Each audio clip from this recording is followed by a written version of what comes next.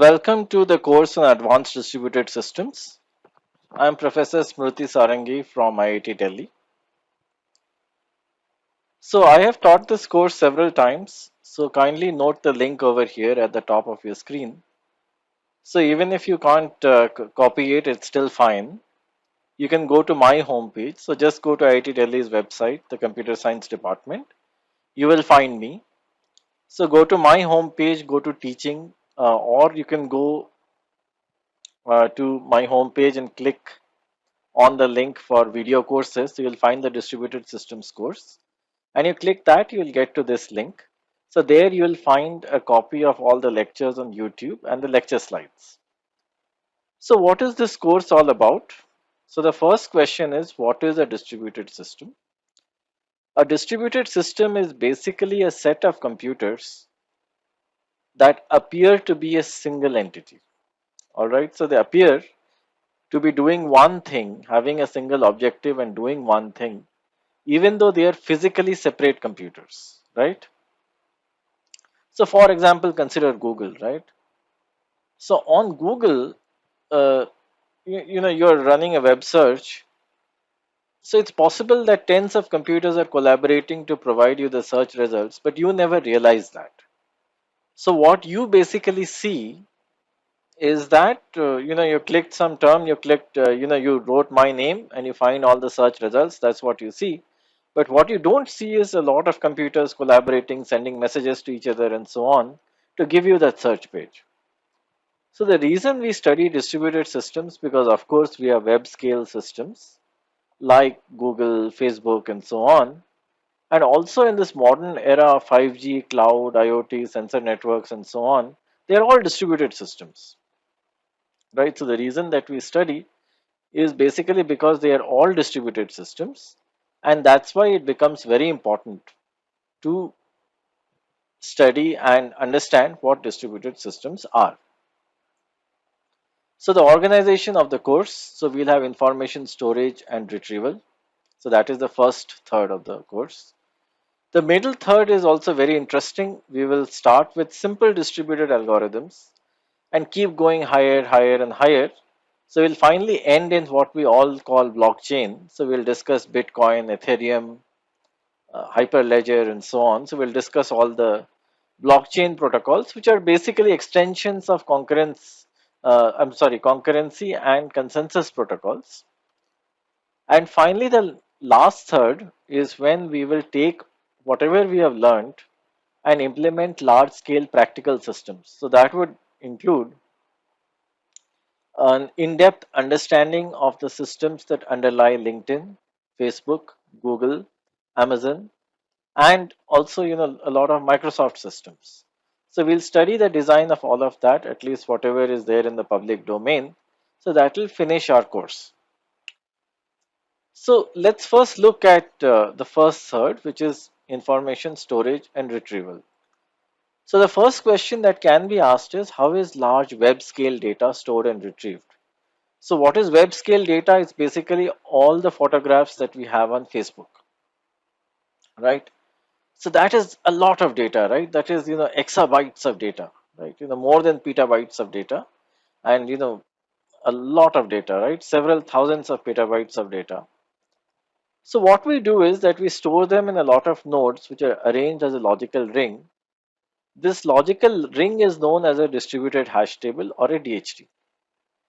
So what we do is that if you want to find the photographs associated with my profile on Facebook, then we basically hash my profile, in the sense we use a mathematical function to locate on which node exactly is my data located, right? Is my data stored?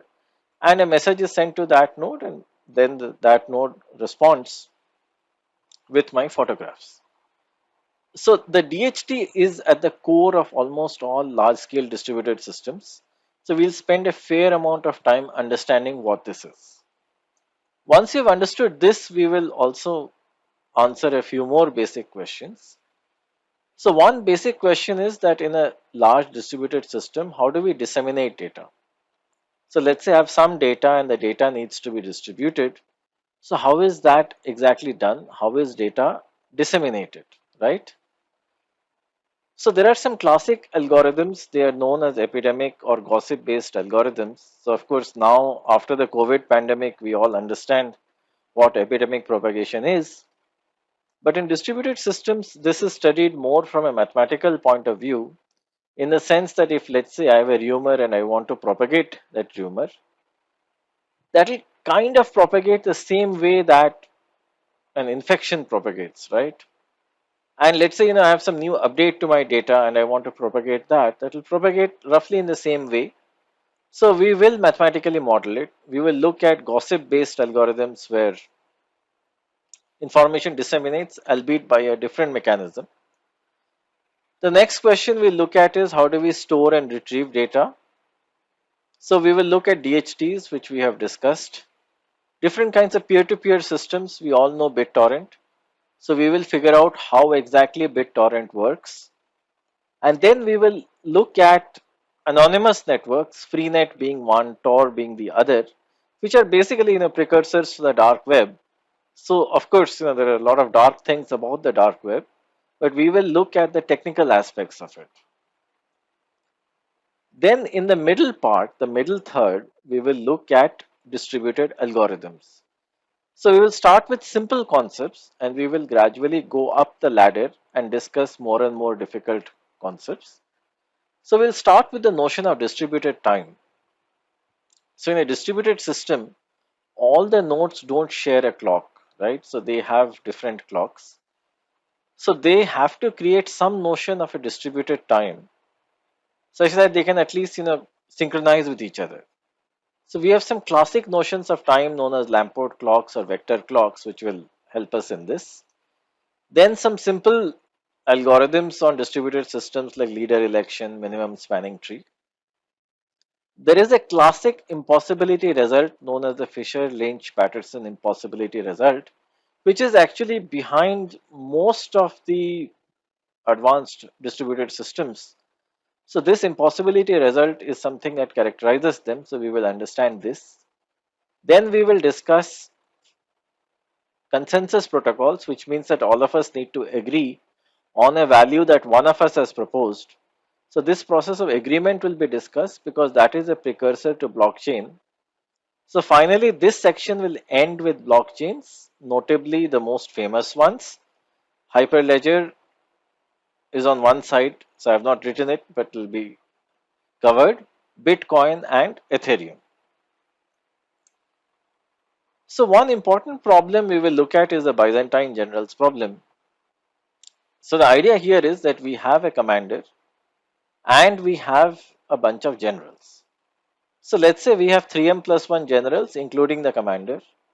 At most, m of them are allowed to be traitors. So what does being a traitor mean?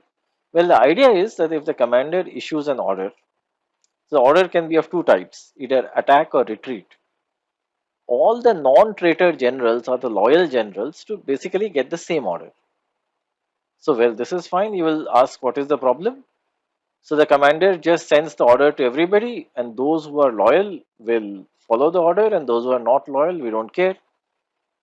The catch is that the commander itself may not be loyal. So, it may have sent attack to a few lieutenant generals and retreat to a few other lieutenant generals. That makes the situation entirely complicated, and we never know whether the commander is actually honest or dishonest, right? Is a loyal commander or a traitor commander. So this does appear in a lot of practical settings. This is known as Byzantine fault tolerance. So we will see that it will take exponential amount of time, but we can solve this problem with a recursive algorithm. And that will give us a fair amount of insight into practical distributed systems where you can have security problems, viruses, and everything. So last part we will discuss practical systems where we will essentially take all the concepts that we have learned and stitch them together. So we will discuss practical systems, notably Amazon Dynamo. So Dynamo is behind, Amazon's sales system, right? It manages their shopping cart, user profile, and so on, right? Facebook Cassandra, Facebook's database, Facebook photo storage for storing all the photos of Facebook. LinkedIn Voldemort, so it is the key distributed engine behind LinkedIn. Google Percolator, so Google Percolator is basically a system inside Google to manage all their data. And why is it called percolator? Because any change needs to percolate to the rest of the copies. That's why. We will discuss distributed file systems, large scale distributed file systems. So something like, let's say, Google Drive, OneDrive, how do they work, right? I make a change on one machine, I get to see it on some other machine on the other side of the world. How is that happening? So why leave Microsoft out? We'll not do that. So we'll discuss the Dryad Link parallel programming system, which is behind many Microsoft systems. And gradually we'll also add other lectures to the course. So since you already know the website of the course, you'll find this to be a growing repository of concepts in advanced distributed systems as and when they become relevant. So what are the prerequisites for this course? Well, you'll be happy to know nothing much. Knowledge of basic computer science concepts, that's always required. That includes basic programming, which is C, C++, Java, Python, doesn't matter, any single programming language. Some knowledge of algorithms, data structures, and proof techniques is necessary. Without that, we will not be done. So the course is by and large self-contained and self-explanatory as well. So without further ado, we will start the lectures and wish you all the best, right, for the journey, the exciting journey of distributed systems that lies ahead of you.